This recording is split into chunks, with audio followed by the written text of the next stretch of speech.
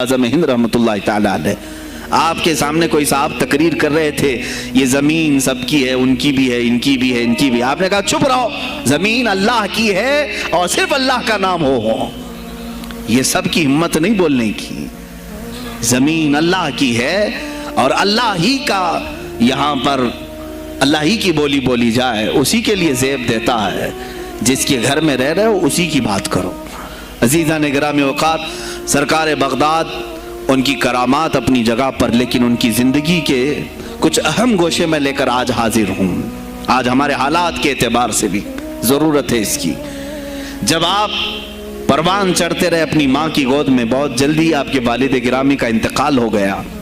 آپ سے خود پوچھا گیا تھا غوث پاک سے، آپ کی جوانی میں یا جب آپ کا شہرہ بغداد میں بہت ہو گیا تب پوچھا گیا تھا، آپ کو اپنے ولی ہونے کا احساس کب ہوا؟ غوث پاک سے ہی پوچھا گیا تھا، آپ کو کب پتا چلا اللہ نے آپ کو ولایت کا یہ مقام عطا کیا؟ آپ فرماتے ہیں جب میں 10 سال کا تھا، مدرسے جاتا تھا تو غیب سے ایک آواز آتی تھی، افصحوا فی المجالس لولی اللہ۔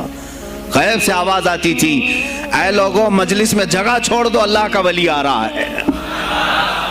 یہ آواز صرف میں نہیں، میرے استاد بھی سنتے، وہاں بیٹھے شاگرد بھی سنتے، اور سب کھڑے ہوتے تھے، جگہ دیتے تھے۔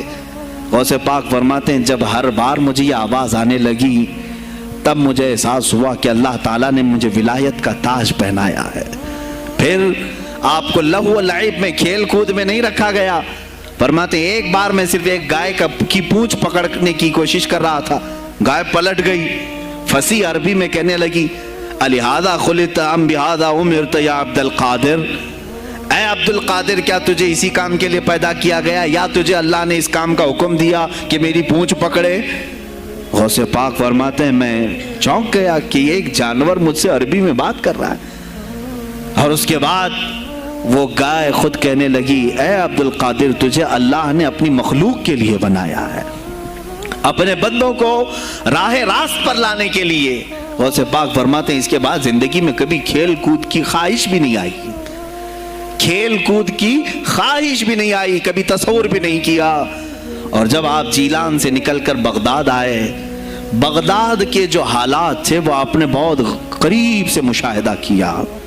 میرے عزیزو، آج کے جو حالات ہیں نا، آج کے جو حالات میں نے پڑھا، اس سے بھی زیادہ ڈینجر حالات اس زمانے کے تھے۔ آج لوگ حالات کی شکایت کرتے ہیں، بہت سارے علماء مولانا ہم سے یہ کہتے ہیں حالات اب صحیح نہیں ہیں، ویسے نہیں ہے پہلے۔ میں تمہیں غوث پاک کے حالات بتاتا ہوں، اس وقت سیاسی حالات کیا تھے۔ اس وقت سیاسی حالات اتنے خطرناک ہو چکے تھے، بغداد میں شیعوں نے اپنا گڑھ جمایا تھا، یہاں تک کہ ہر عالم پر، ہر واعظ پر، ہر امام مسجد پر پابندی تھی۔ سیدنا ابو بکر صدیق اور حضرت عمر کا کوئی نام نہیں لے سکتا تھا، کوڑے مارے جاتے تھے۔ شیخین کا اگر کسی نے نام لے لیا، کسی عالم نے، کوڑے مارے جاتے تھے۔ خلیفہ واثق باللہ تک یہ تاریخ چلی بغداد میں، اور سلطنتیں ٹوٹ چکی تھیں۔ سیاسی حالات اس قدر خراب ہو چکے تھے، چھوٹی چھوٹی ٹکڑیوں میں بٹ چکے تھے مسلمان۔ مصر کی طرف دیکھیں تو فاطمی حکومت قائم ہو گئی تھی، وہ اپنے آپ کو فاطمی کہہ رہے تھے۔ بغداد میں عباسی خاندان حکومت کر رہا تھا، اور وہ بھی سمٹ کر کے صرف بغداد کے اطراف رہ گئی بس۔ پھر ترکی کی طرف دیکھیں تو سلجوکی خاندان تھا، ایک ایک ٹکڑا حکومت کر رہا تھا، اور یہی آپس میں دست بگریباں تھے، ایک دوسرے سے لڑ رہے تھے۔ اور پھر پلس اس پر ایسا کہ بازنطینی جو عیسائی تھے، صلیبی تھے، ان سلطنتوں کو آپس میں لڑا کر کے اس قدر شدت پیدا کر چکے تھے کہ بغداد والا مصر نہیں جا سکے، مصر والا ترکی نہ آ سکے۔ پھر ادھر بخارا، سمرقند، نیشاپور، یہ جو رشیا میں ہیں آج، ازبکستان وغیرہ میں، یہاں الگ ایک سلطنت قائم تھی، اور ہند میں الگ کفرستان تھا۔ سب جگہ الگ الگ حالات تھے، اور مسلمانوں کے لیے اس زمانے میں ایسے حالات ہو گئے جیسے لاک ڈاؤن ابھی کا سیم۔ میں آپ کو بتا دوں سچویشن، لاک ڈاؤن میں کیا ہوا تھا معلوم ہے؟